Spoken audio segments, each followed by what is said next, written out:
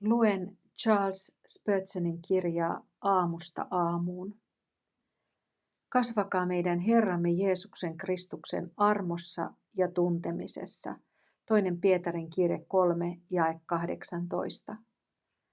Kasvakaa armossa. Meidän tulee kasvaa kaikessa, mitä Herran armo käsittää. Se merkitsee kasvamista uskossa, armon juuressa. Usko lupaukset lujemmin kuin koskaan ennen. Anna uskosi kasvaa täydemmäksi, vakaammaksi ja yksinkertaisemmaksi.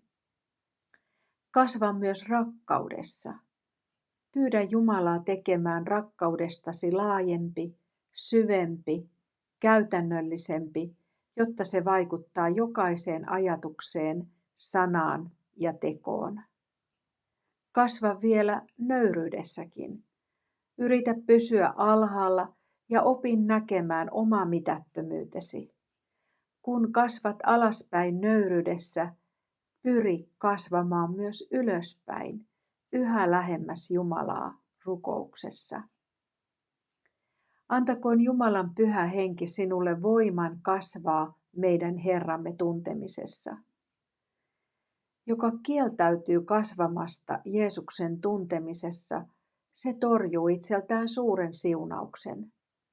Hänen tuntemisensa on ikuinen elämä.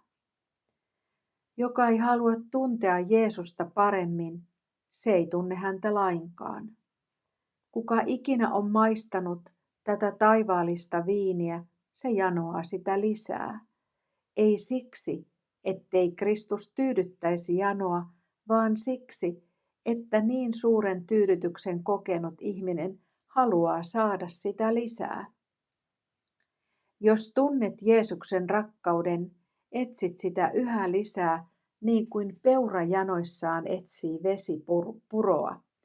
Psalmissa 42, niin kuin peura halajaa vesipuroille, niin minun sieluni halajaa sinua, Jumala. Ero Kristuksesta on helvetti, mutta Jeesuksen läsnäolo on taivas.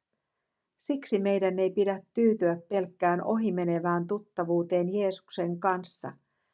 Meidän tulee pyrkiä tuntemaan yhä paremmin häntä, hänen jumalallista luontoaan, hänen ihmisyyttään, hänen täytettyä pelastuksen työtään, hänen kuolemaansa ja ylösnousemustaan, hänen esirukoustaan meidän puolestamme ja hänen paluutaan kuninkaana. Pysyttele ristin lähellä. Tutki hänen haavojensa salaisuutta. Kun kasvamme hänen armossaan, opimme rakastamaan häntä enemmän ja ymmärtämään hänen valtavaa rakkauttaan täydemmin. Ole siunattu.